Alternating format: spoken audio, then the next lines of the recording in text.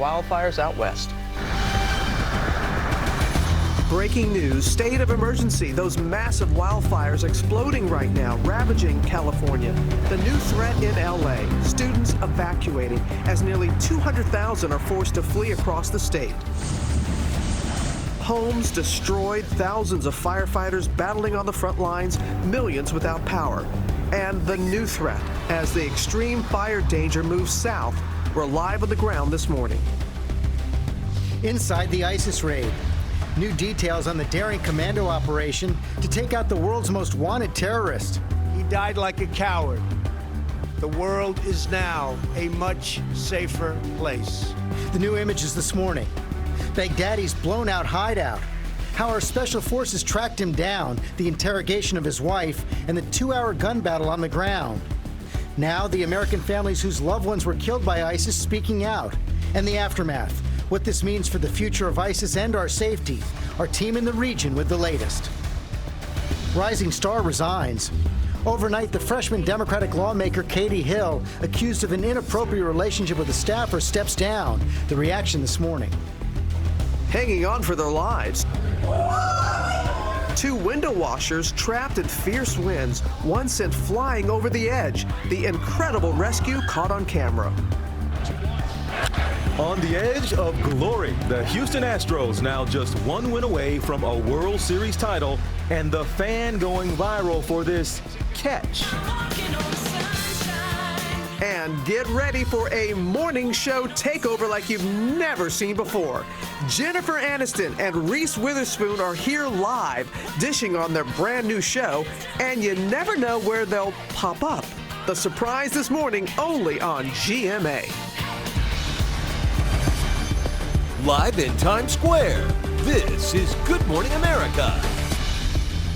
Anything can happen with Reese and Jennifer, and also with TJ here. Good morning. Well, good morning, That everybody. is some trio. Reese, Jen, and TJ. I know where I am in that pecking order. But yes, good morning to you all. It's good to be here with you on a Monday after really, George, a remarkable weekend of news. What a weekend. We have a lot of news to get to this morning. 2 big stories. The takedown of the world's most wanted terrorist, the head of ISIS, Abu Bakr al-Baghdadi, blew himself up as special forces closed in. We also have breaking news on those wildfires in California, a new threat in LA right now. So we want to take a live look at the flames there this morning, closing in on the 405. Families and college students ordered to evacuate. Our chief national correspondent, Matt Gutman, starts us off. He's there in the area with the latest. Good morning, Matt. Hey, good morning, Robin. You may be able to hear the helicopters overhead, and around me there are dozens of fire crews. This fire is climbing uphill, and we are just feet away from the 405. And just in that direction, where you can see that fire burning, is the Getty Center. It is burning in that direction right now. Now, I just spoke to a fire chief who told me that the fire is also burning on the other side, toward Brentwood. This is an area that has some of the most valuable homes in Los Angeles. LeBron James tweeting that he has been forced to evacuate. There are many evacuations right now. The fire chief told me that there are structures lost. This fire right now is completely out of control. It's driven mostly by terrain, but that wind is keeping it going. I just want to keep walking down. I mean, this goes on and on down the 405 freeway. This is a great, enormous fear for firefighters here because this hill hasn't burned in a very long time. That area I just mentioned, Mandeville Canyon, that hasn't burned in over 2 decades. That means there's a lot of brush and a lot of area to burn. Firefighters are not even close to getting a grip on this one. Robin. So frightening, Matt. Thank you. TJ. Yeah, and all this happening in Southern California as the wildfire threat grows in Northern California as well. Containment of that Kincaid fire actually shrinking overnight as those historically powerful winds fuel the flames. Our Will Reeve on the ground in Healdsburg with the very latest. Will, hello to you. Hello, TJ. Yeah, 55,000 acres and counting here in Sonoma County. The containment overnight cutting in half from 10 to 5%. This while hundreds of thousands of people in the area forced to evacuate, and they don't know when they're going to get to come home and what they're going to be coming home to, while firefighters fight for life and property. This morning, a race to escape the inferno. Nearly 200,000 people ordered to evacuate as the Kincaid fire doubles in size. Dramatic new video providing an up-close look at the desperate battle facing these firefighters. Kincaid fire remains the most stubborn challenge that we face and is immediately of top priority and focus. Over 3,000 individuals are working just on the Kincaid fire. Massive blazes and roaring flames engulfing homes. These blacked out streets lined by the glowing embers of wilting, fiery structures. Waves of smoke hindering vision, fire trucks lining the street, the front lawns of these deserted homes, a smattering of fiery patches and ash. Firefighters seen here hosing down the remaining flames in this backyard, attempting to salvage what's left. Utilizing whatever resources they can, filling their hoses with water from this pool in a backyard as they attempt to extinguish this burning house in front of them. Multiple hoses at work as the house continues to burn down. This vineyard in wine country destroyed. Towns evacuated as firefighters guard abandoned areas in distress. Trees were falling on our street. There's 2 large trees down on our street, one on either end. Now cleared up, but we barely got out. Those unprecedented winds pushing the fire southwest toward more heavily populated areas. Firefighters from around the state doing whatever they can to save the town of Windsor. Heroic action saving this community from destruction as the fire rages on. Those historic and damaging winds that have been the driving force for this fire are expected to lessen here this morning. It's not windy here right now, but just a brief respite for the area. Later this week, more wind warnings will be in effect, not just for Northern California, but Southern California as well. Much of the state likely in more red flag warnings, George. Boy, so much danger for that whole state. Okay, Will, thanks very much. We're going to move on now to the other major story this morning, the takedown of ISIS leader Abu Bakr al-Baghdadi. President Trump announced that the world's most wanted man blew himself up as U.S. Special Forces closed in. And we're getting new details of the daring raid this morning as questions grow about what this will mean for ISIS and the terror threat here at home. Our Chief Global Affairs anchor, Martha Raddatz, has the latest. Good morning, Martha. Good morning, George. The U.S. has been searching for Baghdadi for more than 5 years. A senior official telling ABC that it was information obtained after interrogating a courier and one of Baghdadi's wives that eventually led to his secret compound. This is what's left of the hideout in Syria where that daring and dangerous raid, led by the Army's elite Delta Force, is believed to have happened. The mission that took down the world's most wanted terrorist leader. Abu Bakr al-Baghdadi is dead. He was the founder and leader of ISIS, the most ruthless and violent terror organization anywhere in the world. The secret operation beginning at 5 p.m. Saturday night. 8 Chinook helicopters took off from a Kurdish-controlled area in Iraq, flying low and fast, taking on gunfire and returning the fire before landing in northern Syria. Once on the ground, the commandos blowing a hole through Baghdadi's hideout. The front door had been booby-trapped. Once inside, troops then used a dog to track Baghdadi, eventually cornering him and 3 young children he had taken with him in a dead-end tunnel where he set off a suicide vest, killing himself and those 3 children. His body was mutilated by the blast. The tunnel had caved in on it in addition. But test results gave certain, immediate, and totally positive identification. It was him. Using DNA obtained from Baghdadi when he was a detainee in Iraq in 2004, the team on the ground was able to carry out a rapid on-site test, confirming it was Baghdadi just 15 minutes after he died. At 7:15 p.m., calling into the Situation Room where President Trump and his national security team staff were watching it all unfold. The team saying 100% confidence, jackpot, over. The president saying it was like watching a movie. The thug who tried so hard to intimidate others spent his last moments in utter fear. The Delta Force was on the ground for roughly 2 hours in a firefight with Baghdadi's men. 2 of his wives were killed. They were also wearing suicide vests, but they did not detonate. Since declaring himself the leader of ISIS in 2014, Baghdadi had become the face of evil, shocking the civilized world with social media videos showing his barbarism and the atrocities. Videos that inspired countless terror attacks around the globe and here in the U.S. Among his thousands of victims were 4 young Americans taken hostage in Syria, including Kayla Mueller. Her parents say Baghdadi took her as his personal sex slave before she died in captivity. Al-Baghdadi and his organization captured our daughter, kidnapped her, held her for 18 months. They tortured her. American journalist James Foley was also captured and killed, his parents telling ABC affiliate WMUR al-Baghdadi's death isn't the end. This will be a blow to them, but we've got to be ready for retaliation, and they're not defeated yet, in my estimation.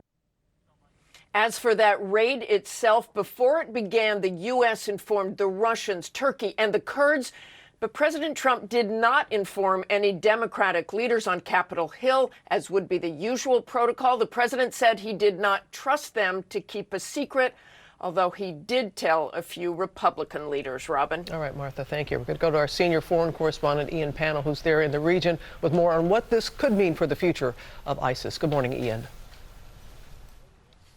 Yeah, good morning, Robin. I think that's exactly what people here in Iraq and across the border in Syria are asking. No doubt it's a hugely symbolic moment. It will be a blow to the morale of the group. It may disrupt it, and it's likely to provoke a spike in attacks. And that goes to the bigger point, though, because ISIS is down, it isn't out. It's long since returned to its terrorist insurgency roots with franchises around the world. ISIS is also an online idea that inspires others to carry out attacks like we saw in San Bernardino and Sri Lanka. You can kill the leader, you can't kill the idea. And whether it's here in Iraq or at home in the United States, ISIS will remain a credible and lethal threat.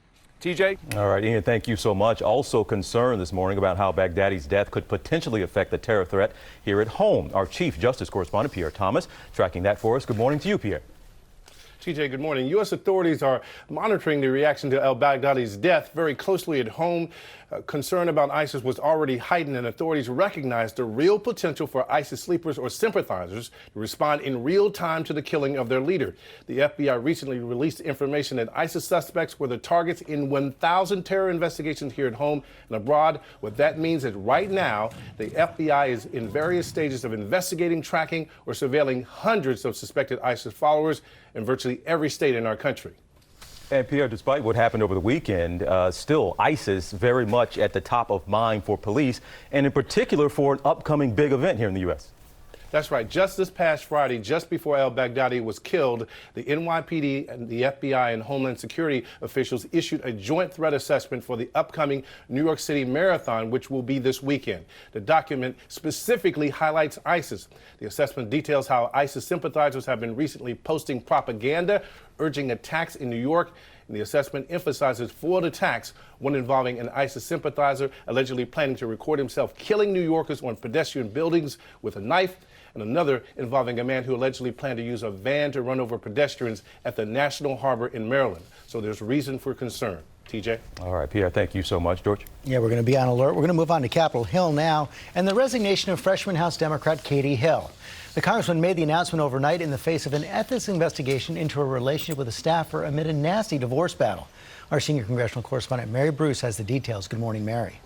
Good morning, George. Well, this is a dramatic turn for the rising Democratic star. Katie Hill was facing growing pressure and a House ethics investigation into these allegations that she had a sexual relationship with a member of her congressional staff, which is a violation of the House rules. Now, Congresswoman Hill denied those allegations, but she did admit to and apologize for having a sexual relationship with a member of her campaign staff. Now, that's not against the rules, but Hill did admit that it is inappropriate. Hill, as you mentioned, is in the middle of a bitter, nasty divorce battle. She says her husband is abusive and is accusing him of running a, quote, smear campaign against her by leaking nude photos of her and this staffer, which were circulated online without her consent. This morning, Hill says that stepping down is the hardest thing she's ever had to do, but ultimately the best thing for her constituents and the country, George. Okay, Mayor, and on impeachment, we had some blunt comments from the president's former chief of staff, John Kelly, over the weekend. Let's look. Whatever you do, and we were still in the process of trying to find someone to take my place, I said, whatever you do, don't hire a yes man, someone that's going to tell you, or it won't tell you the truth. Don't do that. Because if you do, I believe you'll be impeached. And of course, that is happening right now, Mary. But on Capitol Hill this week, we're seeing some more roadblocks, a possible testimony from current and former White House staffers.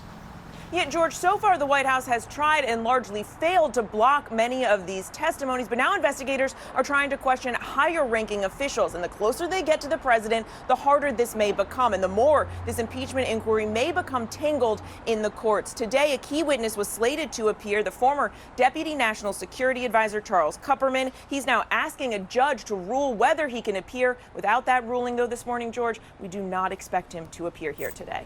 Mary Bruce, thanks very much. And also this morning, we remember Congressman John Conyers. The longest-serving African-American in congressional history died Sunday at the age of 90. Conyers represented Detroit for over 50 years, a founding member of the Congressional Black Caucus, and the first African-American to serve as chair of the House Judiciary Committee. The civil rights champion co-sponsored the Voting Rights Act and introduced the original bill to make Martin Luther King Jr. Day a federal holiday. Did a lot in his 90 years. He was a titan there in D.C. We want to turn now some other news out of D.C. Much different. Baseball. Houston Astros went to D.C. for the World Series. Hadn't had a World Series in D.C. for a long time, and they're not going to have a win there for a while. They took all 3 games from the Washington Nationals. Janae Norman has the latest on the World Series now. Thanks, Martina. Gathers it. Astros win Game 5. This morning, the Astros are on the brink. And take a... That is hit into left center field. Back at the wall. It is gone. Houston now just a win from a championship after stunning the Nationals in the nation's capital for the 3rd straight night to take a 3-2 World Series lead. We're in the World Series.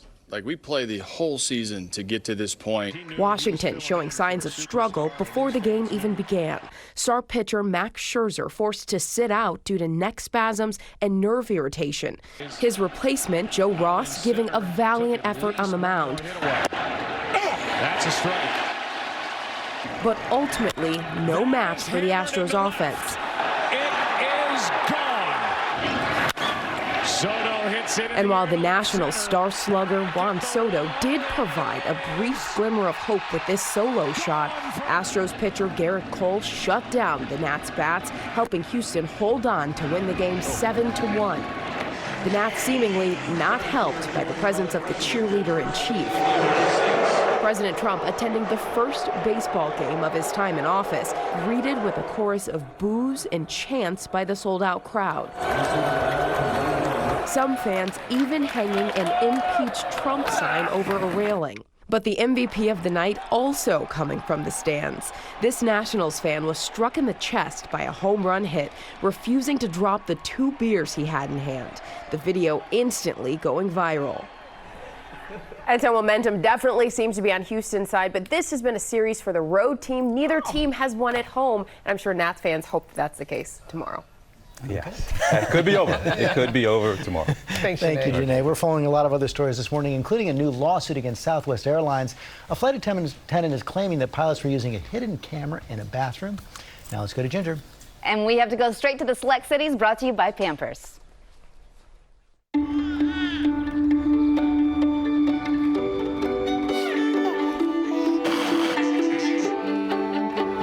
Pampers is here to help every parent love the changes a baby brings.